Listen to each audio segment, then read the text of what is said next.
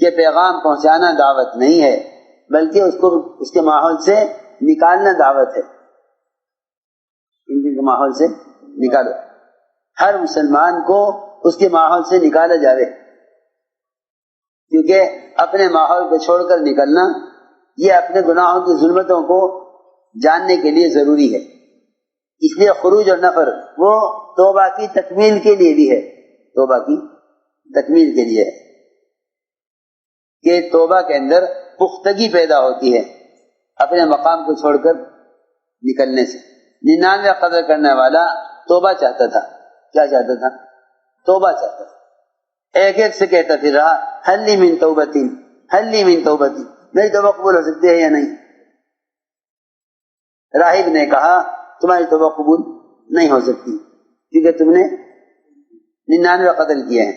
اس نے ایک اور قتل کر دیا، کیونکہ اللہ کے بندے کی توبہ کے درمیان کوئی رکاوٹ نہیں بن سکتا، اسے بھی اس نے قتل کر دیا۔ 100 پورے ہو گئے، پھر نکلا حل لی من توبتی، کیا میری توبہ قبول ہو سکتی ہے؟ عالم نے راستہ دکھلایا، عالم نے راستہ دکھلایا، کیونکہ علم دلیل ہے، علم دلیل ہے اور عالم رہبر ہے۔ عالم نے راستہ دکھلایا، عالم نے راستہ دکھلایا، اور راہب نے مایوس کر دیا، راہب نے مایوس کر دیا۔ عالم نے راستہ دکھلایا، عالم نے بھی یہ نہیں کہا کہ جاؤ اپنی بستی میں چلے جاؤ، توبہ کرو اللہ معاف کر دیں گے۔ عالم نے یہ کہا توبہ چاہتے ہو اپنی بستی چھوڑ کر نکل جاؤ۔ نکلے تو موت آ گئی، نکلے تو میں اس لیے عرض کر رہا تھا اپنے ماحول سے نکالنا اصل ہے، اپنے ماحول سے نکالنا اصل ہے، کیونکہ اپنے ماحول کو چھوڑ کر نکلے بغیر اپنے گناہوں کی ظلمتوں کا اندازہ نہیں ہوتا، یہ ہے اصل بات۔ عالم نے کہا کہ بستی چھوڑ کر نکل جاؤ، یہاں سے نکلے تو موت آ گئی۔ اللہ نے اپنی بستی چھوڑ کر نکلنے والے کی مغفرت کے لیے اس زمین سے کہا کہ تو پھیل جا، اس زمین سے کہا کہ تو سمٹ جا، اور کہا فرشتوں کہ نپائی کر کے دیکھ لو، فرشتے سے کہا نپائی کر لو کون سے میل زیادہ قریب ہے۔ چنانچہ نپائی کی گئی تو جہاں جا رہا تھا وہاں کے ایک بارش قریب تھا، جہاں سے آ رہا تھا وہاں سے ایک بارش دور۔ اسی پر اللہ کی طرف سے مغفرت کا فیصلہ ہو گیا۔ میرے دوستو عزیزوں، اصل میں بات یہ ہے کہ بات کا پہنچانا تبلیغ نہیں ہے، خود جا کر دعوت دینا تبلیغ ہے، کیونکہ ایک شخص کے پاس خود چل کر جانا نبوت کی لائن کی اذیت ہے۔ آپ ایک کے پاس خود چل کر جاتے۔ جب ابو قحافہ کو لے کر آئے ابوبکر رضی اللہ تعالیٰ عنہ، فرمایا کہ انہیں بڑے میاں کو کیوں تکلیف دی ہے، ہم خود ان کے پاس جاتے، ہم خود ان کے پاس جاتے، انہیں کیوں تکلیف دی ہے؟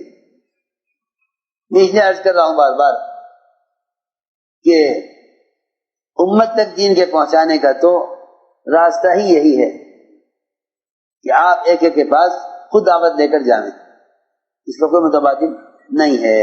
میں تو کہا کرتا ہوں کہ جب مسواک کی سنت کا کوئی متبادل نہیں ہے،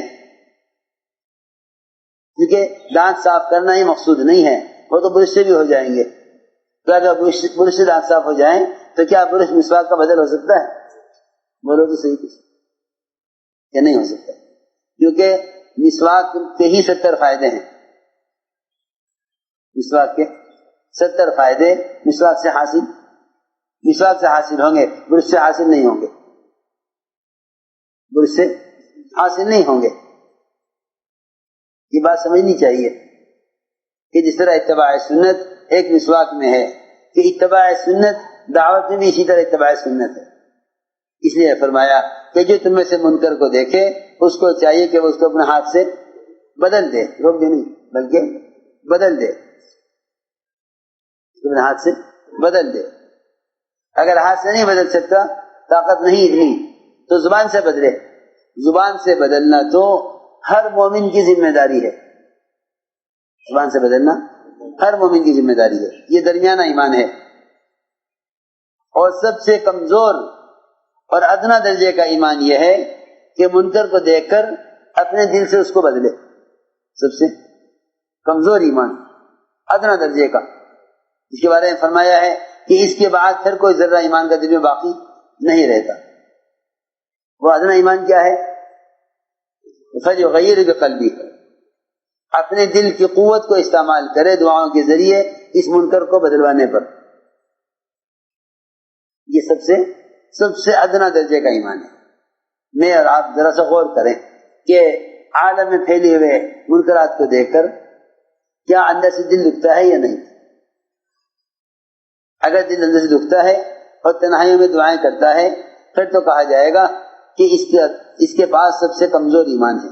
اور اگر یہ کیفیت نہیں ہے تو حدیث میں صراحتاً فرمایا کہ اگر یہ کیفیت نہیں ہے تو پھر دل میں کوئی ذرہ ایمان کا باقی نہیں ہے. یہ ہے روایت میں.